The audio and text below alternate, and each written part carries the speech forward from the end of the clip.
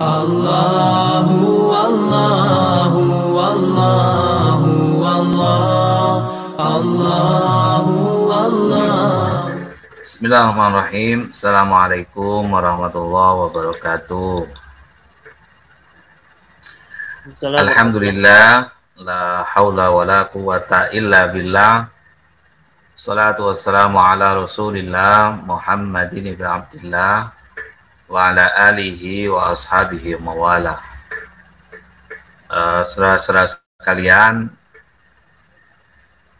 mulai hari ini sampai 5 hari ke depan kita akan ngobrol bersama soal fikih puasa, tapi saya kemas dalam judul fikih Ramadan saja, khilafiyah awal bulan, soal berbagai hal yang berbeda-beda dalam puasa, iktikaf maupun tarawih. Mudah-mudahan niatan kita diberi kekuatan oleh Allah Subhanahu wa taala, juga dibukakan pintu hidayah sehingga dapat menyerap ilmu yang kita diskusikan bersama. Tidak lupa kita memuji syukur kehadiratnya atas karunia dan berbagai nikmat hingga kita bisa berjumpa lagi dengan Ramadan tahun ini. Mudah-mudahan Ramadan tahun ini jauh lebih baik, jauh kita bisa mengisinya dengan yang lebih baik lagi dari tahun-tahun sebelumnya. Salawat serta salam senantiasa kita aturkan untuk Nabiullah Muhammad sallallahu alaihi wa alihi wasallam. Saudara-saudara sekalian, kenapa kita angkat khilafiyah, perbedaan? Supaya kita ini tidak gampang alergi dengan perbedaan, tetapi justru mengambil hikmah dari perbedaan yang ada itu. Salah satu contoh adalah perbedaan soal masuk bulan.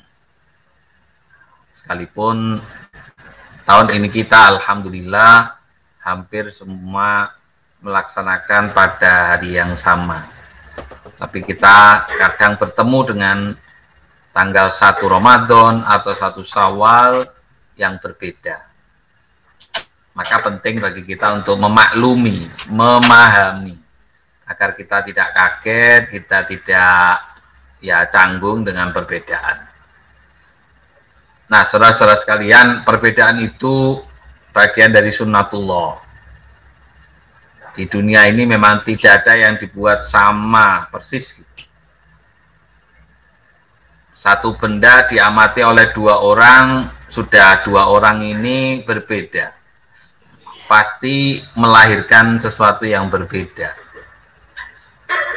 Seperti halnya nanti kasus buminya satu, mataharinya satu, bulannya satu, tapi karena yang menyaksikan macam-macam, maka lahirlah perbedaan itu. Perbedaan itu yang melihat bisa karena dari lokasi, bisa dari kualitas alat yang digunakan, dan lain sebagainya. Maka akan lahir perbedaan. Jadi ingat bahwa perbedaan itu bagian dari sunnatullah. Nah, perbedaan ini timbul karena tidak tahu. Apalagi kalau sama-sama tidak tahu ilmunya, itu pasti akan berbeda. Orang yang tidak tahu tentang ilmunya sholat, ketemu dengan orang yang tidak tahu ilmunya sholat, itu ya kacau balau, diskusinya pasti ngalor ngidul gitu. Ya, diskusinya menjadi simpang siur. Atau kalaupun salah satu tahu, satu tidak tahu, tetap tidak bisa ketemu. Atau tahu hanya sebagian. Nah, gitu. Seperti halnya saya melihat kuda dari depan, teman saya melihat dari belakang, itu kan sama-sama tahu, tapi hanya sebagian, bagian belakangnya, saya hanya bagian depannya. Maka akan lahir perbedaan. Bisa juga perbedaan itu timbul sama-sama tahu, tapi beda sikap atau interpretasinya. Nah, sama-sama dapat apa namanya peringatan, edaran, tapi cara menyikapinya beda. Misalnya himbauan pemerintah terkait dengan COVID, himbauannya sama satu, tapi yang menerimanya menyikapinya berbeda atau interpretasinya beda. Yang satu agak rileks, yang satu kaku. Pokoknya tidak boleh, tidak harus. Nah, tapi yang satu ya yang penting hati-hatilah. Maka akan terjadi perbedaan. Bahkan perbedaan itu bisa timbul, tafsirnya sama, unsur kepentingannya yang berbeda. Nah, itu juga akan terjadi perbedaan. Baik, ini yang mendasari supaya diskusi kita nanti ketika membahas tentang perbedaan itu menjadi ya tahu sama tahu lah gitu, supaya orang bisa memahami pandangan yang berbeda. Boleh jadi teman-teman yang hadir ini sudah dapat pengetahuan tentang puasa, tapi saya akan menyajikan ternyata kok berbeda. Nah, ini harus siap nanti kalau terjadi perbedaan itu. Nah, kita ucapkan dulu ahlan wa sahlan wa marhaban ya Ramadan. Kenapa kok disambut dengan ahlan wa sahlan? Selamat datang Ramadan. Karena kita menempatkan tamu Ramadan ini sebagai tamu agung. Betapa tidak agung Ramadan yang hadir ini membawa rahmah, bawa ampunan, sampai ke pembebasan dari api neraka. Itu tamu yang hebat. Nah, kalau tamu hanya membawa rahmah tok, tapi tidak membebaskan kita dari neraka, ya belum besar gitu. Tapi ini sudah dapat rahmah, dapat ampunan, dapat pembebas dari api neraka. Nah, betapa tidak di dalam Ramadan ini ada banyak yang dimiliki oleh syahrul Ramadan ini. Pertama, ada kewajiban puasa Ramadan di dalamnya. Ada tiap sholat malam, ada sedekah, membaca Quran, i'tikaf, doa, dan banyak lagi yang lainnya yang akan diberikan balasan berlipat ganda. Bahkan puasa sendiri hanya Allah nanti yang akan memberikan, karena orang yang berpuasa itu skrip, rahasia kita dengan Allah. Hanya kita dan Allah yang tahu kita puasa atau tidak. Ya. Nah, saudara-saudara sekalian,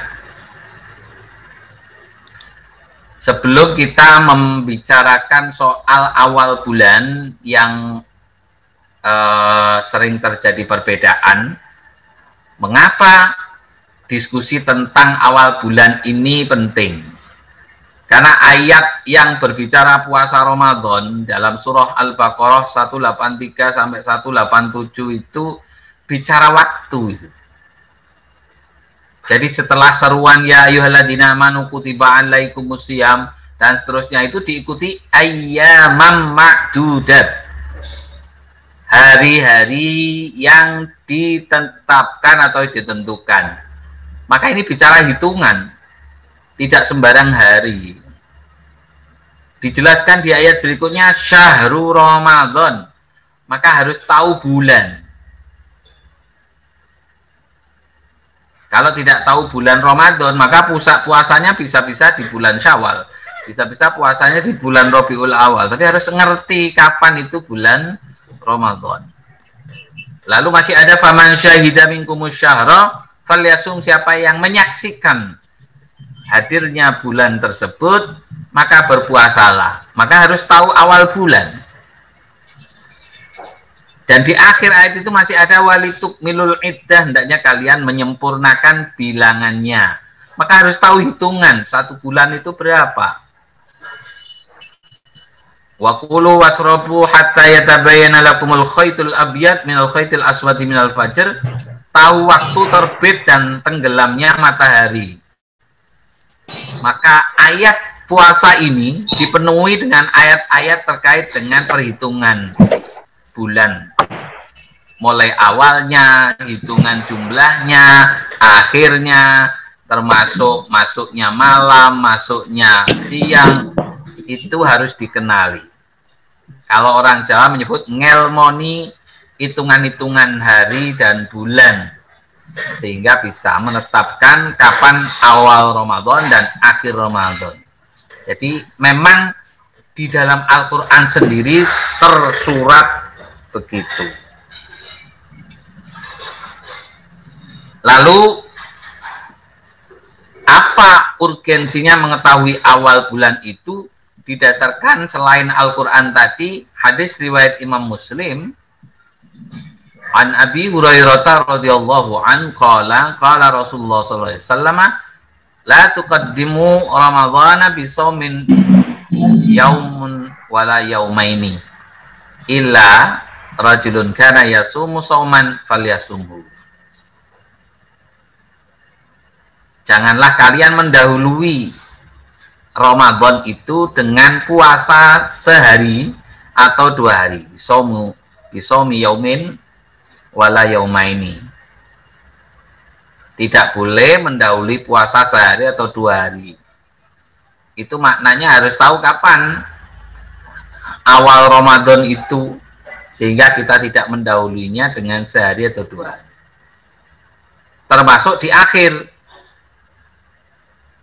Riwayat Imam Muslim an Abi Hurairah radhiyallahu an anna Rasulullah sallallahu alaihi wasallam naha an siyami yaumaini yaumil adha wa yaumil fitri. Nabi melarang puasa 2 hari, yaitu hari Adha dan hari Fitri. Hari Raya Idul Adha dan hari Raya Idul Fitri. Itu maknanya puasa Ramadan ada batasnya. Tidak boleh sampai saat Lebaran malah justru masih puasa. Nah, sekalipun di sini nanti juga ada perbedaan. Ada yang yakin ini sudah hari raya, ada yang berdasarkan hitungannya belum. Nah, saudara-saudara sekalian, kita lebih spesifik ke persoalan perbedaan. Nah, sebagai ilmu tentang kapan itu dilakukan semacam ngintik, kalau bahasa kita itu melihat. Nah, kapan bulan itu dianggap bergeser dari bulan yang lalu menjadi bulan baru. Nah, maka ulama sepakat yang diistilahkan dengan ijtima atau bahasa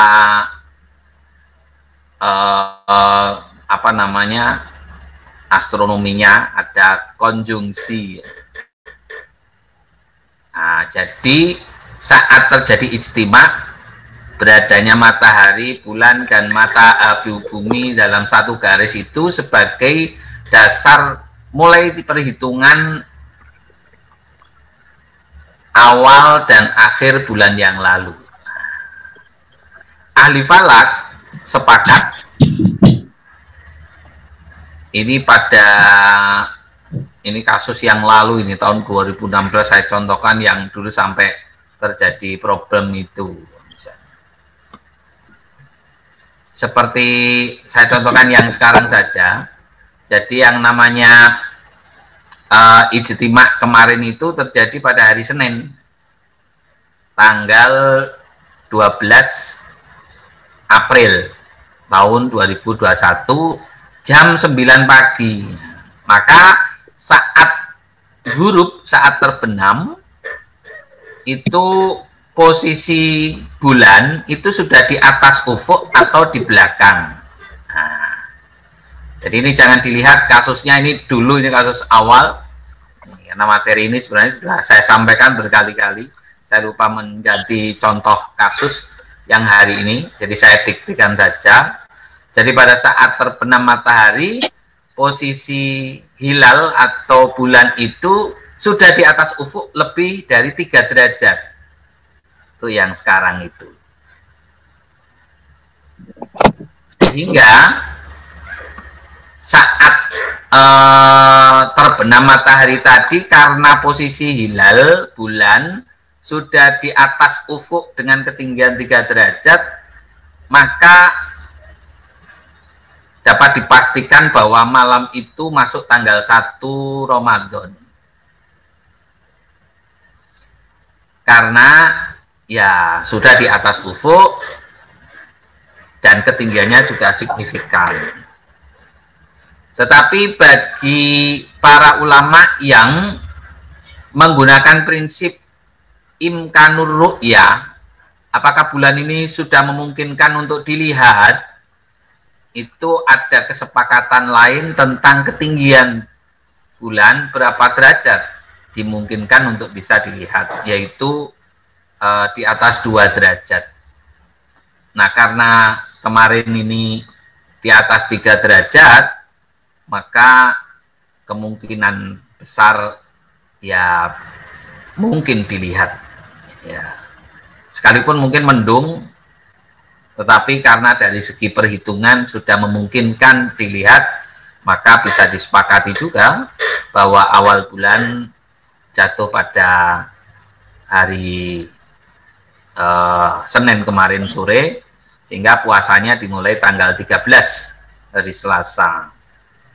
Sementara bagi mereka yang menggunakan wujudul hilal jauh-jauh hari, perhitungan itu sudah diketahui sehingga sudah berani menetapkan. Nah, itu sudah terjadi perbedaan.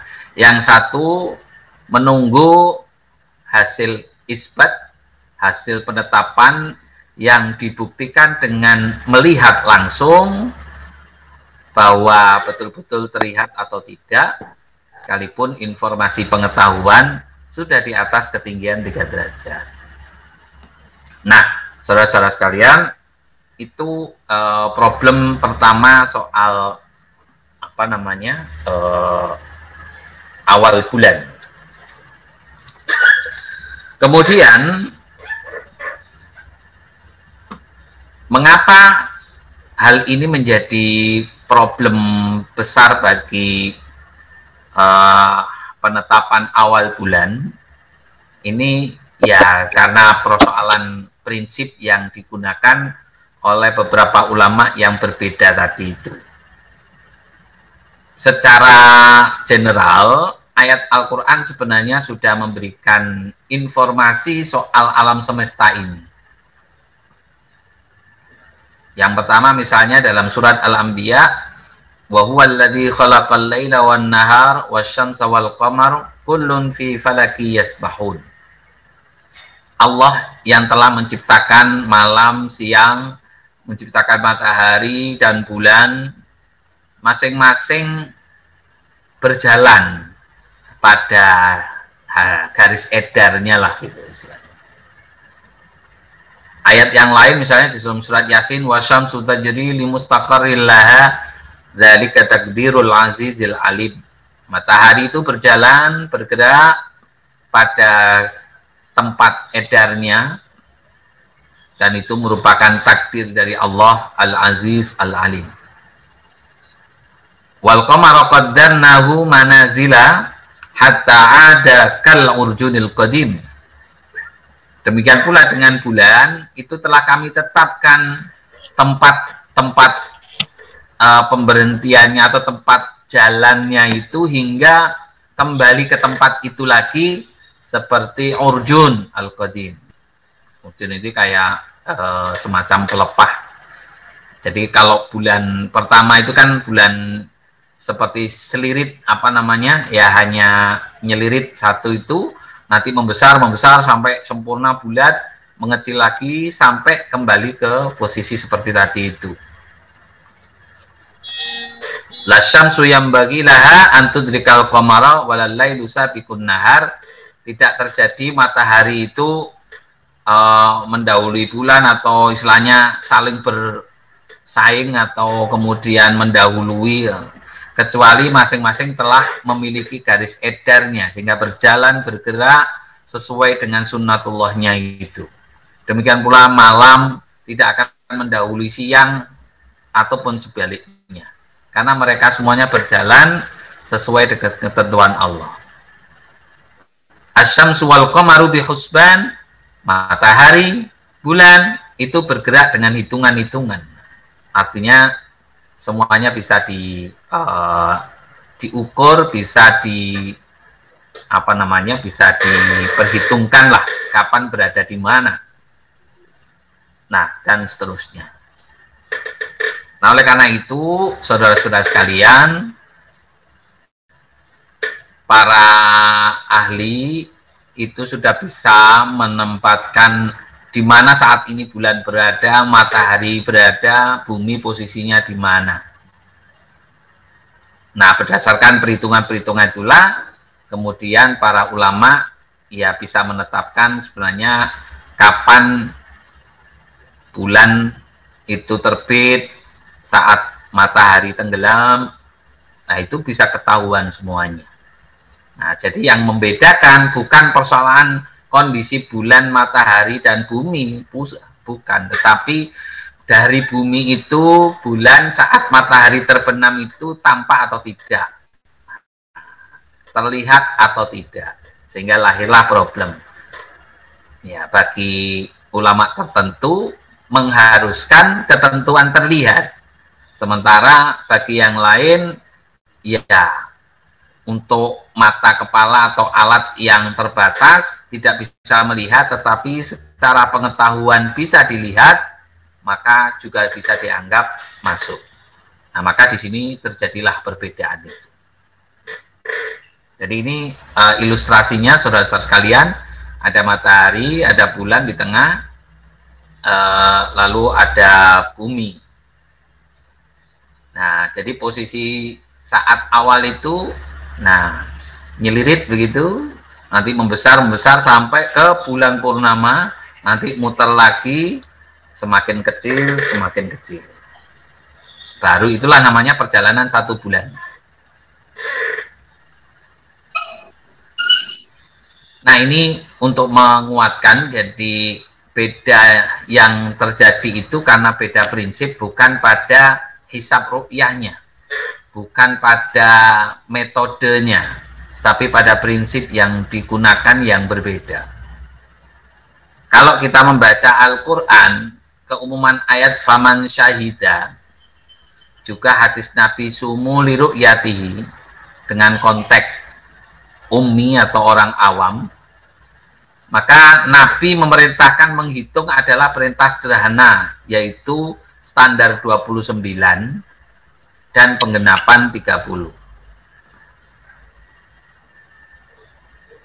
Sehingga saat melihat bulan itu di akhir penghujung bulan, misalnya penghujung Sya'ban, itu pada tanggal 29, kok tidak terlihat bulan, maka genapkanlah menjadi 30, sehingga bulan berikutnya terjadi sehari setelahnya. Ini adalah cara-cara yang dilakukan oleh Nabi yang kita sebut sebagai masa awam. Orang-orang tidak menggunakan sarana yang rumit, teknologi juga enggak, tapi masih menggunakan hitungan-hitungan tradisional. Dasar dari hadis itu diriwayatkan Imam Bukhari misalnya, Ani bin Umar, Anin Nabi SAW annahu qala inna ummatun ummiyah, kami ini umat awam, la naktubu wala naksub, kami tidak punya tradisi menulis dan menghitung bulan. Nah, termasuk asyahru hakada hakada, yang kami tahu bulan itu ya begini-begini. Begini-begini itu dijelaskan marotan tis'atan wa isrin wa marotan salasin. Kadang dihitung 29, kadang 30. Dari Ibnu Umar radhiyallahu anhuma anna Rasulullah sallallahu alaihi wasallam dzakara Ramadan fadaraba biyadaihi faqala asy-syahru kada. Nabi ketika menyampaikan pada sahabatnya bulan Ramadan itu begini. Nah, lalu ini digambarkan bahwa bulan itu ya 29. Karena 3 kali Nabi dengan mengepalkan tangan 3 kali, tapi yang terakhir menggenggam jempolnya, itu artinya tinggal 29. Lalu Nabi sampaikan fasumu liru'yatihi wa aftiru liru'yatihi.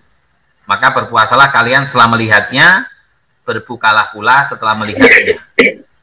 Fa in ughmiya 'alaikum faktirulah salasin. Kalau tertutup oleh awan, maka hitunglah 30 hari.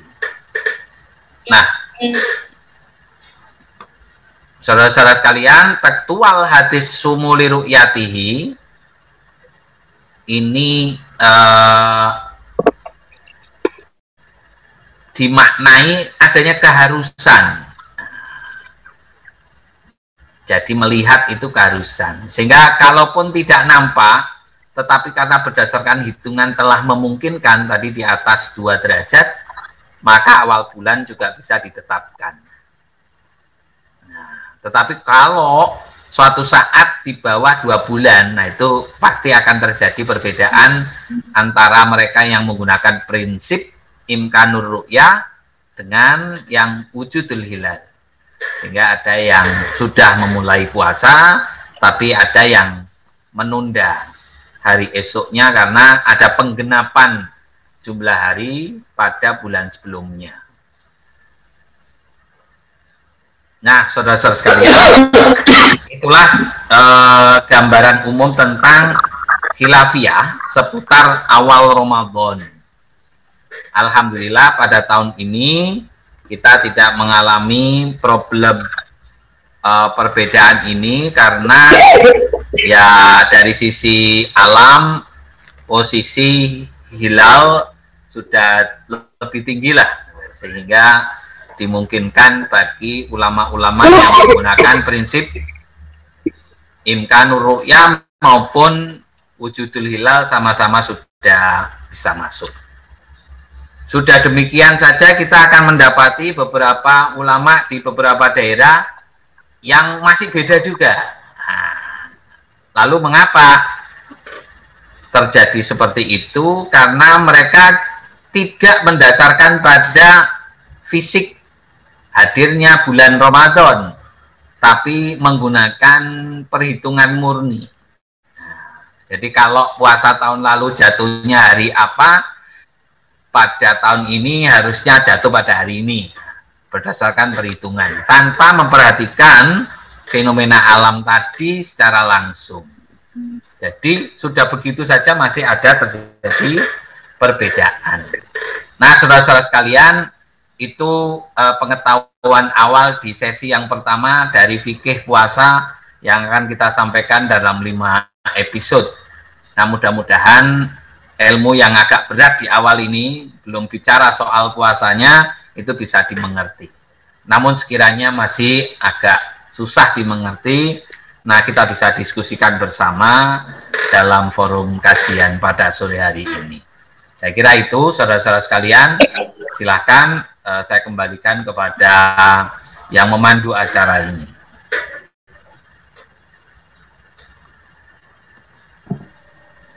Oke, syukron Pak Hasan Asyari atas ilmu-ilmunya.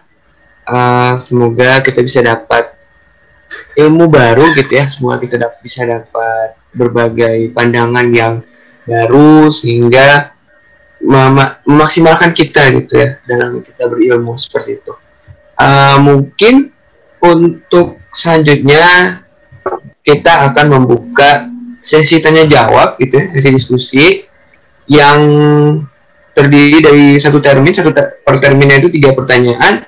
Mungkin termin pertama bisa dibuka dengan 3 pertanyaan. Bagi siapa yang mau ingin bertanya bisa langsung on mikrofon atau bisa dituliskan di kolom chat. Monggo teman-teman yang mau bertanya.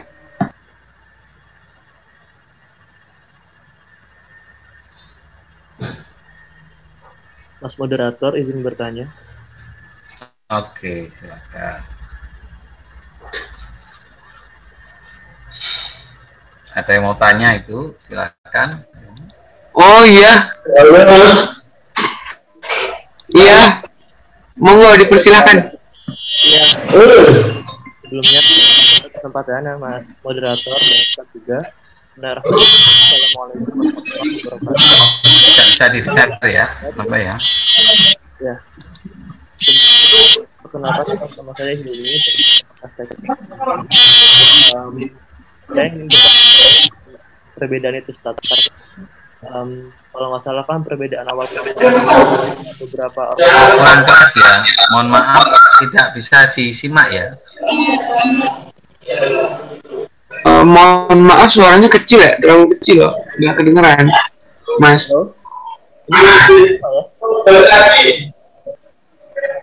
Halo? Halo? Nah, coba. Masuk ini? Iya, kecil tapi. Oke, coba saya agak keraskan suaranya ya. Oke.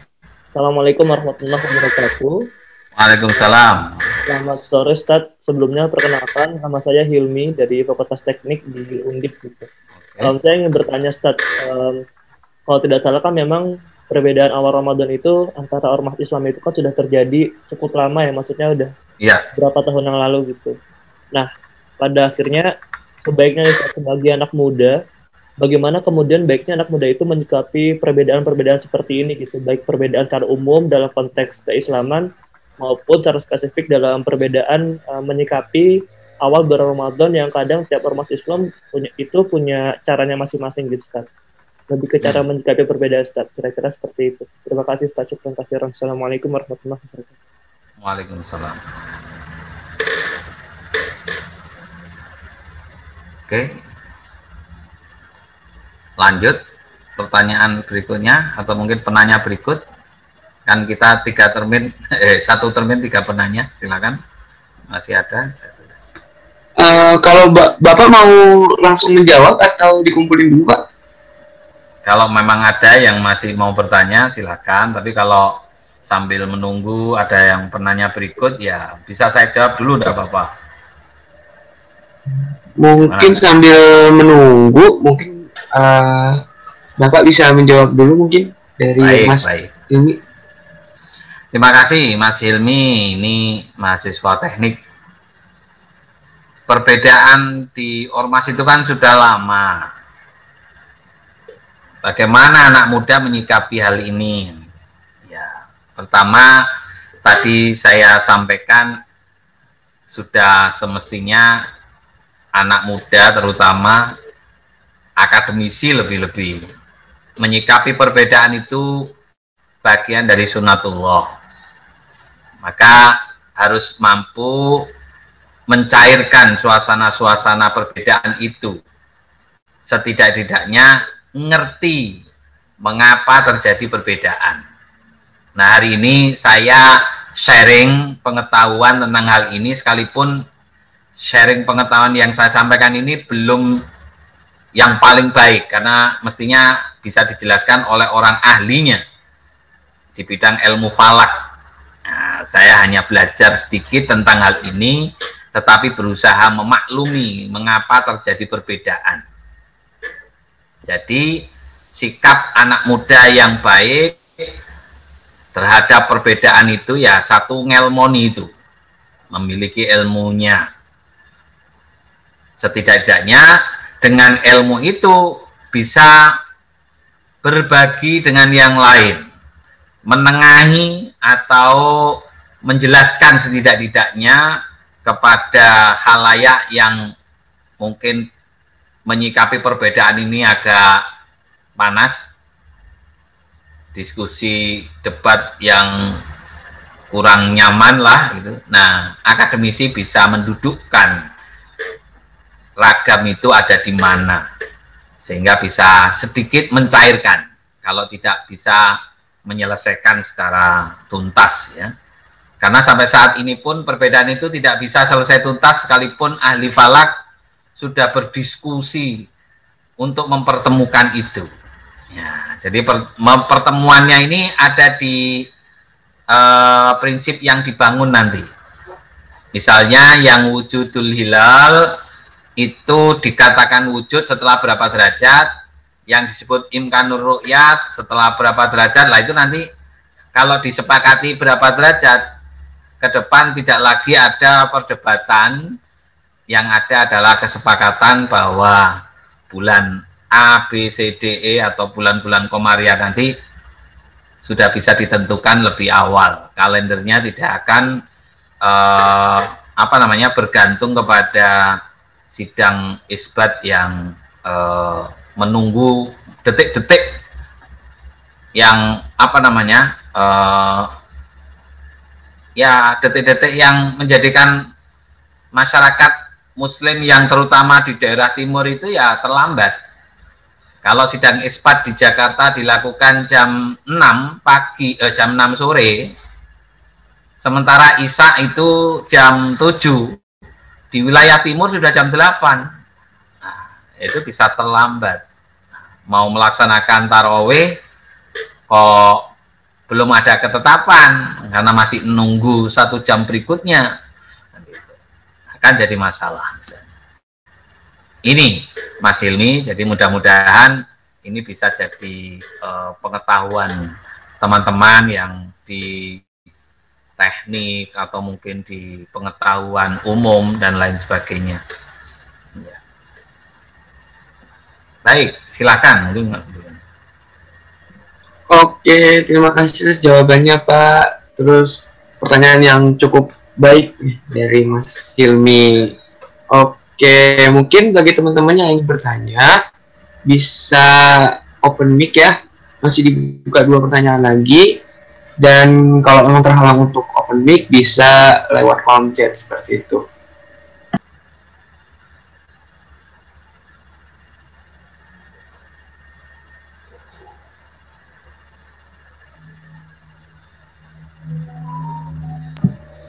Oke, mungkin kalau nggak ada yang mau bertanya, mungkin saya bisa bertanya, Pak. Oh, itu ada yang bertanya tuh, boleh. Mas Firdaus. Iya. Kak Hanada ya, Kak Hanada Firdaus. Mungkin saya bacain ya. Izin bertanya, saya Hanada Firdausi dari UIN Wali Songo Semarang, Fakultas Dakwah dan Komunikasi. Ingin bertanya nih Pak, bagaimana mengenai penentuan untuk tanggal Idul Fitri atau 1 Syawal pada kalender tahun depan? Apakah lompatan 1 bulan berikutnya, misal tahun 2019 awal Ramadan itu di bulan Mei, kemudian tahun 2020 awal Ramadan itu menjadi bulan April, seperti itu Pak.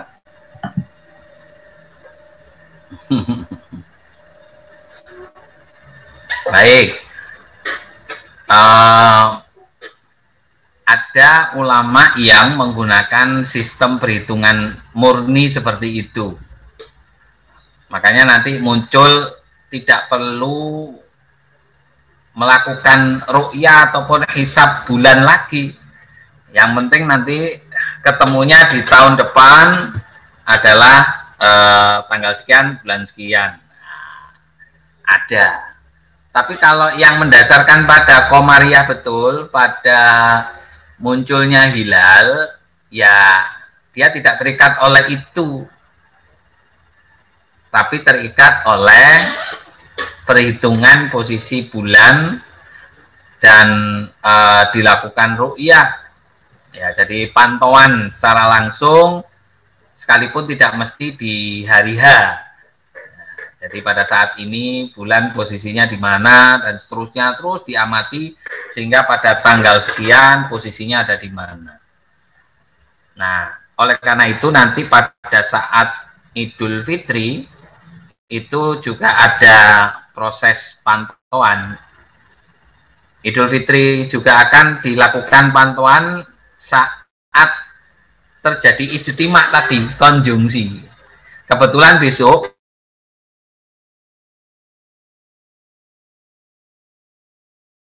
lebih muda jam 8 pagi.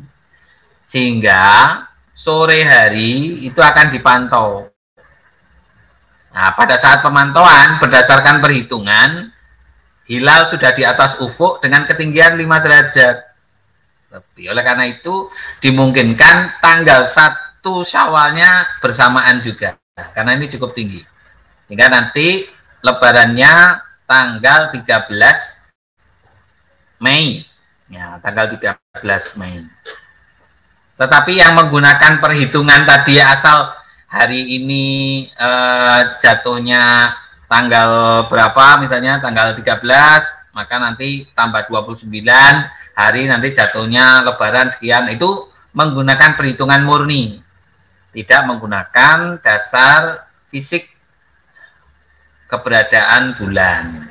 Tapi yang sering berbeda itu sebenarnya tadi itu yang diperdebatkan itu soal yang fisik saja sudah terjadi perbedaan, apalagi yang tidak.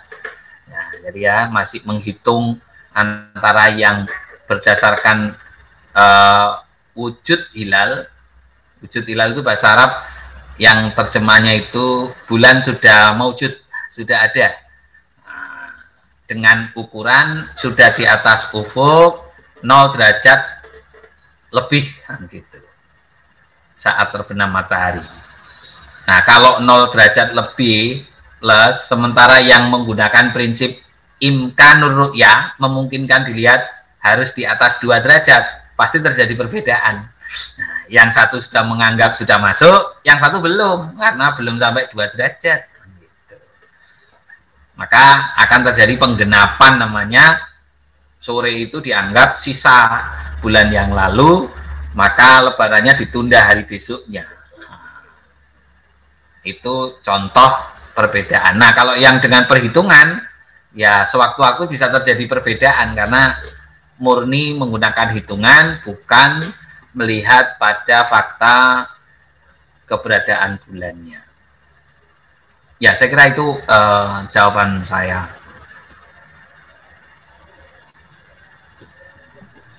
Oke, baik. Terima kasih, Pak. Mungkin dari Kak Hananda adakah tanggapan atau sudah cukup?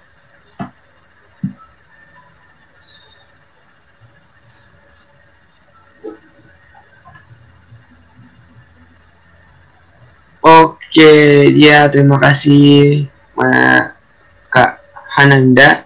Pertanyaan yang luar biasa ya. Oke, mungkin satu pertanyaan lagi ya. Bagi siapa yang ingin bertanya, boleh lewat open mic atau bisa lewat kolom chat nih. Monggo dipersilahkan yang ingin bertanya.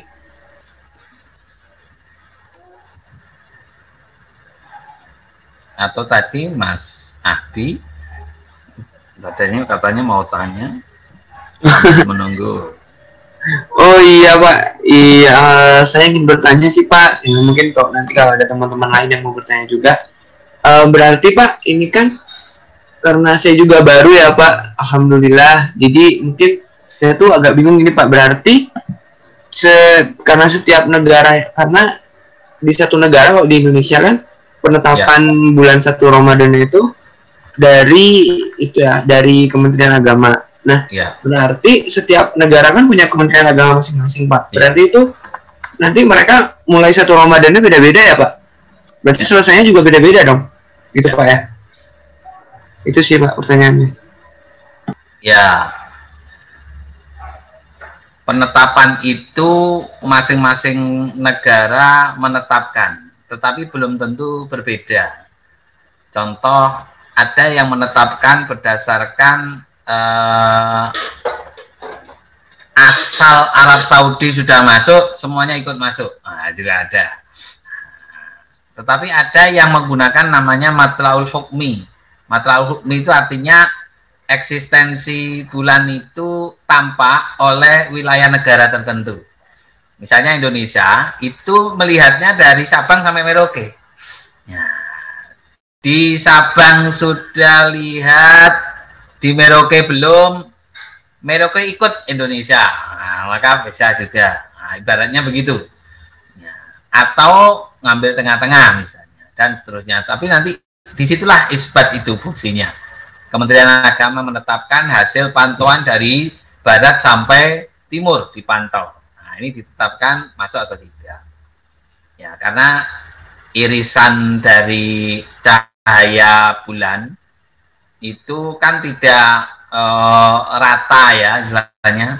Ya, geser. Kadang di Indonesia sudah masuk, sementara wilayah utara daerah Jepang belum masuk, juga bisa. Nah, karena posisi arsiran bulannya itu tidak kotak gitu ya, seperti bujur gitu. Nah, timur ke barat tidak seperti itu.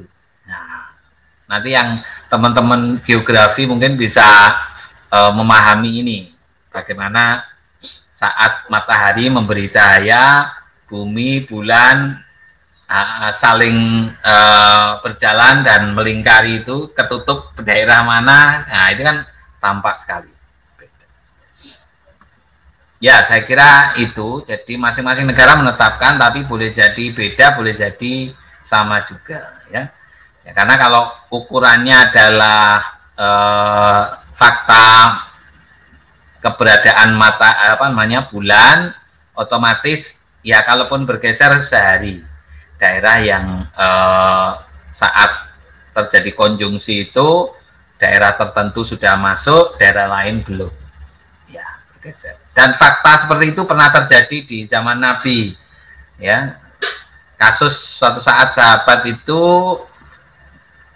pulang kampung, di kampungnya ternyata masih puasa, sementara dia sudah berlebaran, gitu.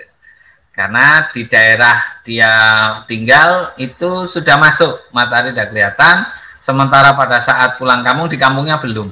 Nah, gitu. Maka sahabat Ibnu Abbas mengatakan ya masing-masing ada tempatnya lah, ada posisi matahari bisa kelihatan atau tidaknya. Nah, di situ berarti mengakomodir keragaman yang ada, tidak ada masalah. Ya, saya kira itu, Mas Safi. Oke Pak, terima kasih banyak. Oke, saya paham. Oke, mungkin untuk bisa dibuka ya termin kedua teman-teman. Kalau ada yang ingin bertanya lagi, 3 pertanyaan, boleh nih, boleh banget, bisa lewat open mic ataupun lewat kolom chat nih. Kita bertanya. Oke. Atau pertanyaannya bisa terbuka, sekalipun pelajaran soal fikih puasa belum merambah ke lain-lain ya, masih baru seputar bicara penentuan awal Ramadannya. Tapi kalau ada problem saat ini ingin ditanyakan soal puasa, soal hal-hal sekitar puasa, terbuka untuk disampaikan saja. Oh, oke Pak. Wah, luar biasa nih. Dibuka nih teman-teman kalau mau membahas. Moderator izin bertanya. Nah, oh iya, boleh. Monggo, dipersilakan. Baik, bismillahirrahmanirrahim. Assalamualaikum warahmatullahi wabarakatuh. Waalaikumsalam. Nama saya Muhammad Nafa Alif dari Fakultas Ekonomika dan Bisnis Universitas Diponegoro. Saya ingin bertanya Pak Ustadz, kan sekarang ini pemerintah, mungkin ini nggak berkaitan dengan tema sih Pak, tapi masih ada kaitannya dengan puasa. Yeah. Kan pemerintah ini sekarang sedang menjalankan vaksinasi ya Pak, vaksinasi COVID-19. Nah, yang ingin saya tanyakan, apakah ketika kita disuntikan vaksin, apakah itu membatalkan puasa atau tidak? Itu aja. Terima kasih. Wassalamualaikum warahmatullahi wabarakatuh. Waalaikumsalam. Ya, kalau menggunakan ukuran fikih awal, fikih ulama yang lama gitu, asal ada sesuatu yang masuk ke lambung kita, itu bisa melalui lubang-lubang yang kita punya, lebih-lebih melalui mulut, maka itu membatalkan. Sehingga para ulama dahulu itu ya kita menyebut berendam sampai kepala masuk ke dalam, itu bisa membatalkan puasa karena air-air bisa masuk melalui telinga dan lain sebagainya. Bahkan dulu ada orang yang jongkok BAB di sungai dengan cara dimasukkan itu bisa membatalkan. Karena pada saat kotorannya keluar, itu ketika menarik, itu airnya ikut masuk. Waduh, betapa rumitnya itu. Dahulu itu ya, dahulu. Tetapi para ulama-ulama yang lain tidak berpikir sekaku itu. Jadi yang dimaksud dengan yang membatalkan itu makan minum, betul-betul makan dan minum. Ya, sehingga kalau tidak makan dan tidak minum itu ya tidak membatalkan. Tapi belakangan muncul namanya suntikan vitamin kekuatan. Nah, itu ya itu hanya sarananya saja yang berbeda, prinsipnya sama, makan minum. Sama dengan ketika udahlah selama Ramadan pakai infus supaya nggak terasa lah badannya, sama saja. Itu hanya soal cara masuk makanannya tidak melalui mulut saja kan gitu, tapi sama-sama makan dan minum. Nah, yang kedua cara menanggapi tadi, prinsipnya kalau ada orang sakit, apalagi sampai harus dirawat, memang tidak wajib berpuasa. Nah, bagaimana dengan orang sehat yang kemudian harus disuntikkan vaksinasi? Nah, ini kan kondisi-kondisi khusus gitu ya. Nah, prinsipnya suntikan seperti ini sebenarnya tidak membatalkan puasa. Ya, jadi tidak membatalkan puasa. Sama dengan kalau Anda melakukan imunisasi yang lain misalnya pada bulan puasa. Rasulullah sendiri saat berpuasa pernah memberi contoh, beliau berobat dengan cara berbekam. Berbekam itu ya dengan cara mengeluarkan darah kotor di lapisan kulit yang paling atas itu ya kayaknya. Nah, jadi itu kan juga semacam disuntik gitu, nah, ditusuk. Kalau dulu malah disobek gitu ya, dikit supaya darah yang kotor itu bisa keluar. Artinya Nabi melakukan pengobatan diri saat sakit tidak masalah.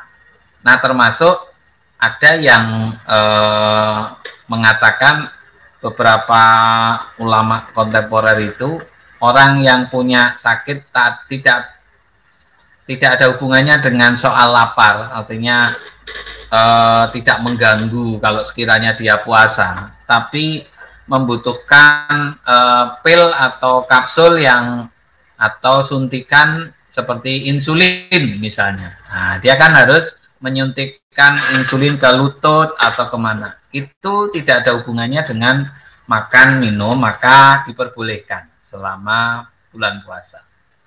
Nah, saya kira itu. Jadi vaksinasi COVID-19 yang masih mau menjalankan vaksinasi pada periode ini tidak menjadi penghalang bagi seseorang menjalankan puasa. Tetap terus jalan. Ya, saya kira demikian.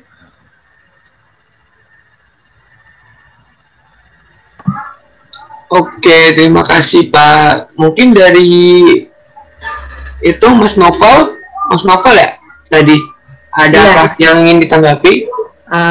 Berarti nggak masalah ya Pak? Ya, tidak masalah kalau memang mau melakukan suntikan vaksin ya. Ya, tapi jangan nitip nanti Pak sekalian vitamin Pak, vitamin A, B, C.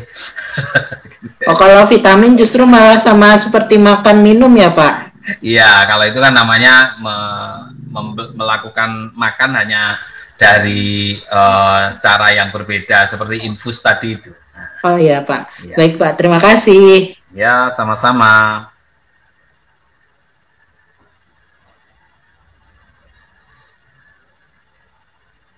Oke, terima kasih Mas Novel atas pertanyaannya, luar biasa. Mungkin ada teman-teman lagi yang ingin bertanya, bisa lewat chat ataupun lewat open mic. Monggo.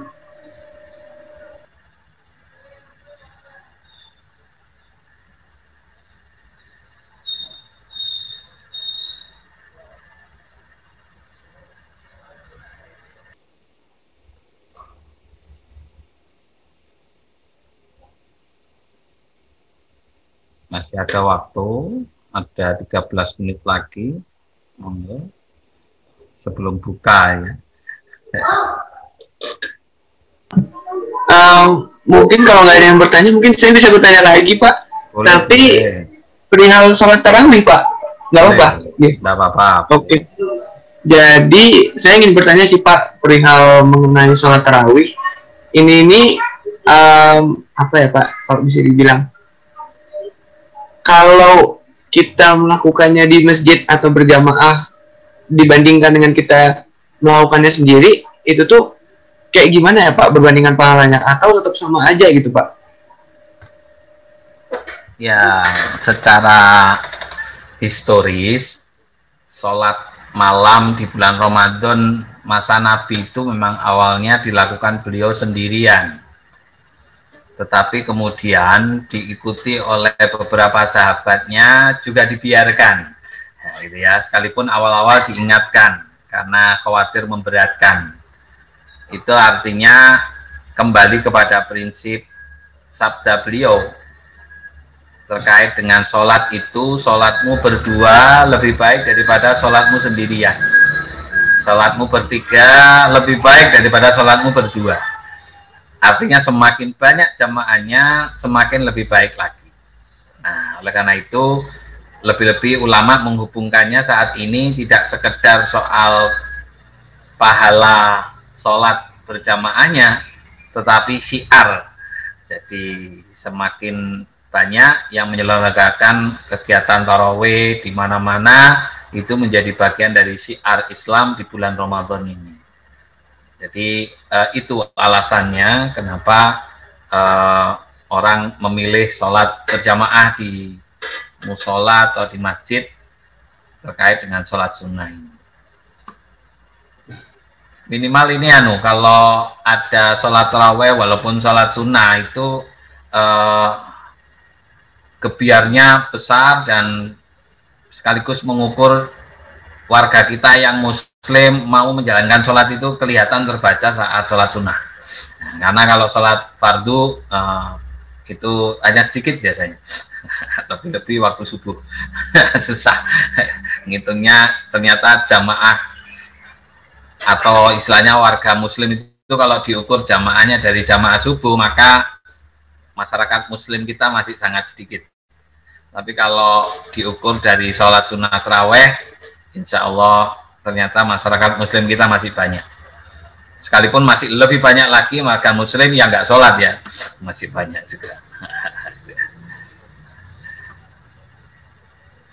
Oke, silakan. Kalau masih ada lagi, masih ada 10 menit sebelum datangnya beduk maghrib.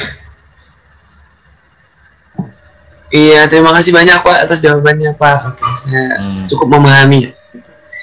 Oke, mungkin ada satu pertanyaan lagi ya. Satu pertanyaan lagi untuk teman-teman yang mau bertanya perihal fikih puasa gitu ya. Bebas nih pembahasannya mau apa nih, teman-teman. Tinggal satu pertanyaan lagi, guys. Monggo. Saya, Kak. Oke. Iya, monggo dipersilakan.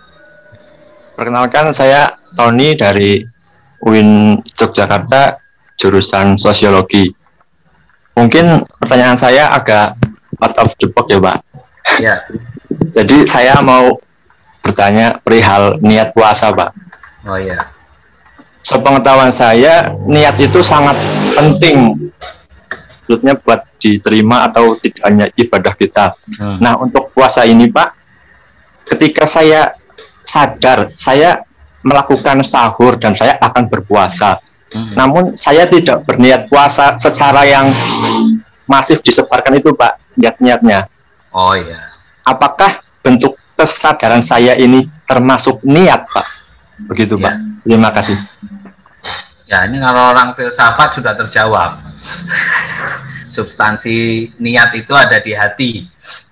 Sama dengan orang mau pergi ke pasar, kan tidak perlu saya mau ke pasar. Nah, begitu starter arahnya ke pasar itu namanya sudah. Nah, oleh karena itu ada banyak perbedaan pandangan di kalangan ulama. Ada yang mensunnahkan penguatan niat yang ada di hati itu dengan lafal. Nah, jadi nawaitu somagodin itu harus diucapkan. Tetapi ada yang memberikan pengakuan bahwa niat itu ada dalam hati. Begini saudara-saudara sekalian, kenapa niat itu penting? Mau dilafalkan atau tidak? Karena orang yang tidak makan, tidak minum, tapi dengan dasar niat itu jauh lebih kuat daripada yang tidak diniati, gitu ya. Jadi ibaratnya ada orang hari ini tidak ada makanan, lalu tidak ada minuman, itu ya puasa, tapi puasanya isinya ngersulo itu tidak makan, nggak ada makanan nih. Nah, tapi berbeda dengan hari ini ada makanan, tapi saya tahan, nanti sore baru saya makan. Itu berbeda. Nah, di dalam puasa Ramadan ini sebenarnya kita dilatih yang kedua itu. Nah, ada niatan untuk menahan diri. Bukan terpaksa berpuasa, tetapi menahan diri. Sehingga niat itu bisa dilakukan malam harinya atau sekali dalam 1 bulan ini. Pokoknya 1 bulan ini saya niat berpuasa 1 bulan Ramadan, itu juga boleh, kan gitu. Nah, hanya saja untuk mereka yang terhalang, misalnya perempuan yang mens, nanti setelah suci diniatkan kembali, nah, karena istilahnya terhenti oleh menstruasi tadi. Nah, ini nih contoh. Jadi saya merespon pertanyaan Mas Tony tadi, niat dalam hati itu sudah sah. Tapi sekiranya ingin dikuatkan dengan lafal, di sore hari biasanya juga dipandu saat selesai tarawih, nawaitu somagodin itu. Nah, sekiranya tidak pakai bahasa Arab, niat ingsun poso bijang, sama saja, sama sebenarnya, ya. Karena zaman Nabi juga tidak ada kalimat nawaitu somagodinnya, tidak ada. Ya, saya kira itu Mas Tony. Oke, jawaban yang luar biasa nih dari Pak Hasan ya. Mungkin dari Mas Tony ada yang ingin didiskusikan kembali. Sudah cukup, Mas. Terima kasih. Oke, sama-sama. Terima kasih Mas Tony. Oke, karena kita sudah hampir memasuki waktu buka puasa gitu ya. Mungkin kita bisa segera mengakhiri kajian pada sore hari ini. Mungkin dari saya, dari MC, mempersilahkan kepada Pak Hasan Asyari untuk memberikan closing statement nih sebelum kita menutup kajian pada sore hari ini, Pak. Monggo. Baik, saudara-saudara sekalian, jadi intinya tema kita sore hari ini memasuki Ramadan. Khilafiyah, perbedaan terkait dengan masuknya awal Ramadan. Bagi kita, kalangan muda terutama saudara-saudara sekalian, perlu memaklumi mengapa terjadi perbedaan dan jadi sedikit tahulah paling tidak kenapa terjadi perbedaan tersebut. Nah, jadi prinsipnya bukan matahari, bulan datang 2 kali gitu ya, tidak.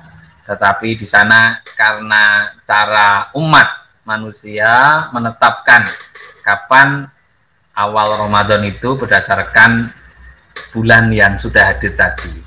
Nah, ada yang menetapkan berdasarkan pokoknya sudah hadir, tapi yang kedua kalau sudah bisa terlihat. Nah, itu kan sama dengan kalau sampean masuk di jalur rel kereta api, itu suatu saat tiba-tiba palang pintu tutup, nah, karena keretanya sudah mulai masuk ke jalur itu. Nah, bagi mereka yang berkeyakinan memang sudah mulai masuk, walaupun belum kelihatan keretanya, ya sudah ditunggu. Nah, tapi kan ada yang belum kelihatan, no.